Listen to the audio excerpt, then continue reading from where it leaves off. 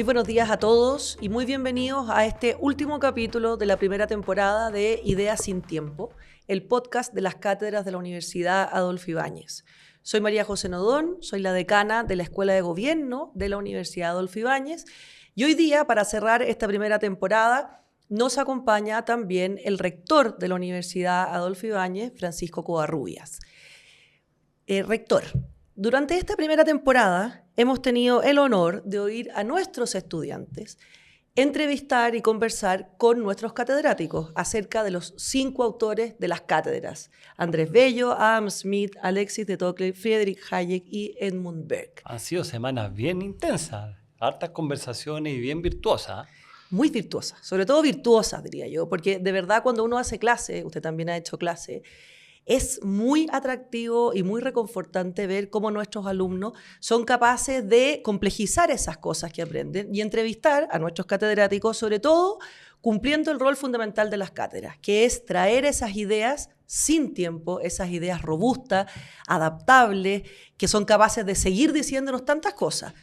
Entonces quizá podríamos tomar una idea central, que es una idea que aparece en muchas de las conversaciones que en esta primera temporada hemos tenido, y que es la idea de la democracia, ¿verdad? Y cómo esa idea, como una idea robusta, una idea sin tiempo, que nace en Grecia y que oíamos, ¿verdad?, muy revolucionariamente en la voz de Pericles o en la voz de Sócrates, y que evoluciona en el tiempo y que parece ser el sistema que hoy día está rondando, digamos, en la mayoría de los países, pero tiene una cierta complejidad que usted, ¿verdad?, ha trabajado, y es que ese concepto parece dotarse de sentido, pero al mismo tiempo parece perder ese sentido. Entremos entonces en ese tema. Sí, a mí me encanta ese tema porque de alguna manera para nuestros auditores más jóvenes, que supongo que hay muchos, por lo menos en los estudiantes, yo he escuchado muchos que han escuchado estos podcasts, pero más jóvenes probablemente nacieron en una etapa de la civilización, de la historia, en la cual pensábamos que los grandes consensos ya se habían hecho. Teníamos consenso en torno a la democracia, teníamos consenso en torno a la economía de mercado, la caída del muro de Berlín marcó eso.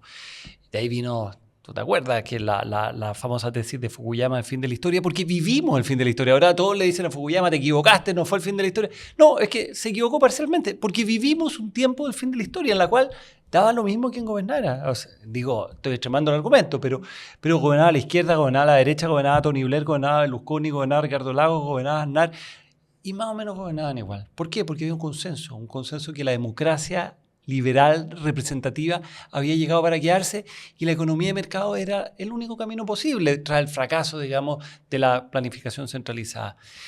Eso que creímos que estaba dado, hoy día lo vemos en entredicho, como tantas veces en la historia, como lo vimos ya en la antigua Grecia. Si al propio Platón no le gustaba mucho la democracia, digamos, ¿cierto? Entonces, estamos enfrentando un problema que ha sido propio de la humanidad permanentemente, que pensamos que se había resuelto ilusoriamente, pero que no se había resuelto, y frente a lo cual necesitamos recurrir a algo y necesitamos recurrir a ideas, y por eso es que creo que ha sido tan virtuoso este ciclo de ideas sin tiempo.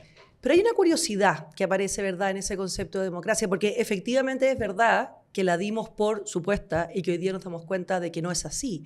Pero curiosamente, incluso en aquellos países en los que podríamos tener un cierto acuerdo de que no hay democracia, se definen a sí mismos como democracia. Claro, entonces, parece ser medio aspiracional el concepto, o sea, claro, como que no pierde valor. Exacto, o sea, que es el concepto que no pierde valor, pero lo que le da sustento a ese concepto parece sí estar devaluado. Claro, hasta ahora yo nunca he escuchado a un dictador que se diga yo soy un dictador. A nadie le gusta llamarse dictador, yo soy un tirano, esto no es una... No, y a mí me encanta porque quizás la tiranía más grande que hoy día existe en nuestra civilización, que es Corea del Norte, que representa, digamos, una definición sin ambajes de lo que es una tiranía, ¿cierto? Y sin embargo se llama República Democrática de Corea del Norte, como fue la República Federal Alemana o como de Cuba en estas semanas o meses anteriores se habló de como una democracia distinta. No son democracias, pero sin embargo el concepto de democracia sigue siendo muy aspiracional, no se ha devaluado el concepto, pero bajo eso lo que sí se ha devaluado es la convivencia en torno a lo que entendemos, digamos, más o menos claramente por democracia. Y ahí quizá habría que pensar en un aspecto que Neil Ferguson lo trata con mucha fuerza, y es que quizá el problema que tuvo, ¿verdad?, el creer que la democracia y la economía de mercado estaban instalados, tiene que ver con olvidarse de que las instituciones se tienen que cuidar permanentemente. Y a mí me encanta esa frase que dice que la libertad, que en el fondo es lo que está de base de la democracia, es un producto de cuidado. Y que en el momento en que dejamos de ser conscientes que tenemos que cuidarla, en ese minuto empieza obviamente a decrecer o a perder valor. Sí, yo estoy de acuerdo con eso, con las instituciones, pero le agregaría una cosa adicional. Yo creo que la intelectualidad también perdió valor, se restringió al espacio privado y después de haber sido un siglo XX tan intenso en la pelea entre democracia y autocracia, o democracia y marxismo y democracia. Entonces, una vez que se dio como por resuelto el problema, se disolvió la necesidad y se dio por hecho que esto ya existía. Y nos damos cuenta que no es así. Y sabes que una cosa que me asusta un poco es que el estudio del Economist, que hace, no sé, algunos meses atrás mostró que apenas el 7% de las personas del mundo vive bajo un régimen que pudiéramos llamar y acordar que es democracia. Eso es terrible. Solo el 7%. No, eso es terrible. Y eso le pone un valor, creo, pensando ya en nuestras cátedras, a volver a poner en valor justamente, ¿no es cierto?, las ideas fundantes de este liberalismo clásico que defiende como un concepto central a la democracia con contenido, no a la democracia sin contenido, ¿verdad? Sí, y yo creo que en eso hay como un concepto que es como parte del liberalismo, que es una cierta cuota de escepticismo. Y ese escepticismo es necesario para no embarcarse en estas utopías que muchas veces suenan muy bien, que muchas veces parecen resolver los problemas que tenemos, pero que indefectiblemente siempre terminan mal. Y una cuota también de realismo de la naturaleza humana, porque en general todos los experimentos que han terminado convirtiéndose en los peores regímenes, han partido de la base de querer generar una persona nueva, una persona distinta, una persona que tiene una humanidad distinta. Y sabemos que las personas tenemos luces y sombras, tenemos contradicciones. Entonces, de alguna forma, el liberalismo clásico parte de una base, que son personas complejas, con incentivos, con luces, con sombras, y no pretenden crear una entidad como monacal, de hermanos, sobre la cual construir una sociedad.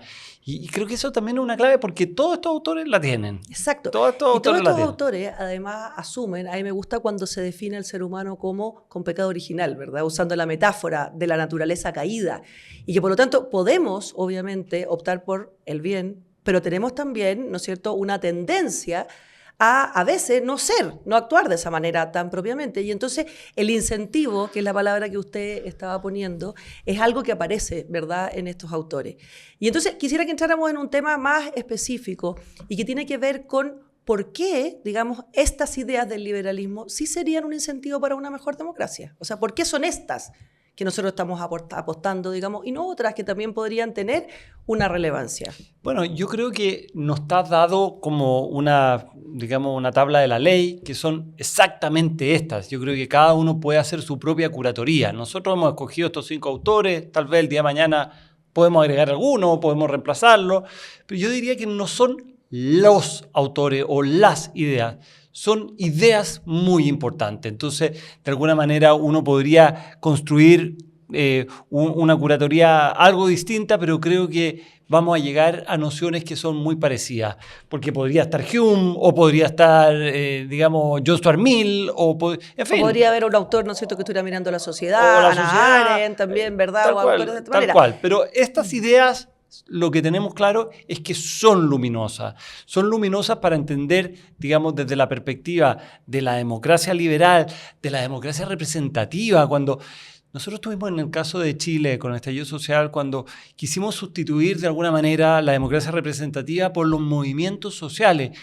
¿Qué son los movimientos sociales? ¿A quién representan los movimientos sociales? No digo que no sean relevantes en una discusión, pueden tenerlo, pero no se pueden arrogar la representación, digamos, de un país, de una nación, de una comunidad, porque no han sido elegidos, porque no sabemos cuántos son. Ahí hay 20, son esos 20, representan esos 20 a 200.000, no lo sabemos. La gracia de la democracia representativa que sí podemos cuantificar. Usted representa a cuánta gente y de esa manera podemos discutir. Y eso lo dice Berg muy claramente. Entonces, qué importante podría haber sido en la discusión del 2019 levantar las banderas de Berkeley y darnos cuenta que acá tenemos un problema. No podemos entrar a los movimientos sociales porque no tienen la representatividad. Podemos escucharlo, podemos abrir algún espacio, pero quien tiene que resolver es la política representativa. ¿Te fijas? Ahí hay un ejemplo de muchos otros que podríamos hacer. Oye, y yo pensando que en lo que hemos tenido en esta temporada son estudiantes conversando con los catedráticos sobre estas ideas, creo que hay una de las muchas ideas, como usted dice, que es fundamental y que tiene que ver con la conciencia de la relevancia de la participación ciudadana. Y algo que nuestra universidad hace, y justamente que está en el centro del programa de artes liberales, tiene que ver con educar ciudadanos, ¿verdad? Ciudadanos y ciudadanos libres en el sentido que sean capaces de pensar, que tengan libertad de pensamiento, y ese es el centro de la libertad, ¿verdad? O sea, no hay un ciudadano libre si no tiene autonomía de pensamiento. Entonces, vayamos un poco a esa idea que aparece en Berkeley, que aparece en Tocqueville. Tocqueville se admiraba en Estados Unidos de la participación activa que tenían los ciudadanos, ¿verdad? Y eso lo miraba como un modelo. ¿Cómo lo ve usted, rector, hoy día, como la relevancia de la universidad en formar ciudadanos libres, con todo el pleno sentido de la palabra? Sí, muchas veces la universidad se ha confundido como una forma de formar en un oficio, y eso me parece que es un profundo error. Y ahí podemos recurrir de nuevo a la antigua Grecia, donde a los esclavos se les formaba en un oficio y a las personas libres se les formaba en la libertad. Obviamente hoy día no tenemos esclavitud, pero tenemos algunas esclavitudes mentales que siguen existiendo. De alguna manera, y voy a extremar el argumento, por supuesto, pero de alguna manera nosotros no podemos, las universidades no pueden formar esclavos. O sea, pensar que solamente tenemos que formar un oficio. Tenemos que formar oficios junto con la preparación para ejercer la libertad. Y cuando hablamos de libertad, yo siempre le pregunto a los estudiantes, bueno, ¿y qué es la libertad? Y casi el 100% de los estudiantes me dice, hacer lo que yo quiero. Y está bien, puede ser una buena respuesta. Inmediatamente yo le pregunto, ¿y qué es lo que tú quieres? Y ahí entonces empezamos a encontrar una respuesta un poco más compleja, porque tenemos contradicciones, nos contradecimos a lo largo de nuestra vida, nos contradecimos a lo largo de muchas veces nos estamos contradiciendo. Entonces, no es fácil determinar lo que uno quiere y por lo tanto el autodominio de sí mismo requiere una sofisticación y una plasticidad para poder lograr conectar los distintos elementos. Y esa es la preparación que tiene que hacer la universidad, porque esas personas van a ser mejores profesionales, pero sobre todo van a ser ciudadanos más responsables y van a ser ciudadanos menos expuestos a la manipulación, que yo creo que ese es un elemento clave que está en todos nuestros autores que hemos estudiado y que finalmente es lo que más puede defender una democracia. Y que quizás, para ir terminando también, es la diferencia de fondo, ¿verdad?, entre una idea superficial que nace y muere y una idea robusta o una idea sin tiempo, claro, ¿verdad? Que es lo que rige lo que está de base en nuestro Los eslogans, así como en la publicidad vemos que las marcas de zapatillas los van cambiando porque los eslogans duran poco tiempo, pueden ser muy buenos, pero duran muy poco tiempo. La idea sin tiempo duran para siempre. Exactamente. Y entonces quisiera cerrar, ¿verdad?, este capítulo pensando también en esta visión integral que nosotros buscamos entregarle a nuestros estudiantes, recordando que todas las ideas al final tienen como objetivo generar respuestas distintas, que se pueden ponderar, que tienen que tener fundamento, pero a la pregunta que Platón decía que era la más importante de todas, y es ¿cómo vivir? Y efectivamente lo que hacemos, ¿verdad?, en este podcast Ideas sin Tiempo es permanentemente preguntarnos eso. ¿Cuál es la forma en que queremos vivir individualmente y socialmente? Y por eso los invitamos entonces, ya cerrando, a oír todas las conversaciones de este primer ciclo, donde esa pregunta está de base, pero está de base justamente en esta conversación que se modifica, que crece, que va cambiando respecto de estos autores que en contextos distintos hoy día tienen todavía mucho que decir, ¿no? Y todas esas conversaciones están grabadas, ¿cierto? Todas esas conversaciones están grabadas, 15, si no me equivoco, capítulos que anteceden a esta conversación nuestra y que además sirven de obertura para la segunda temporada donde vamos a seguir explorando ideas sin tiempo de la Universidad Adolfo Ibáñez. Así que muchas gracias por escucharnos en este episodio. Como les contamos, cerramos hoy día nuestra primera temporada, pero los esperamos muy pronto en nuestra segunda temporada.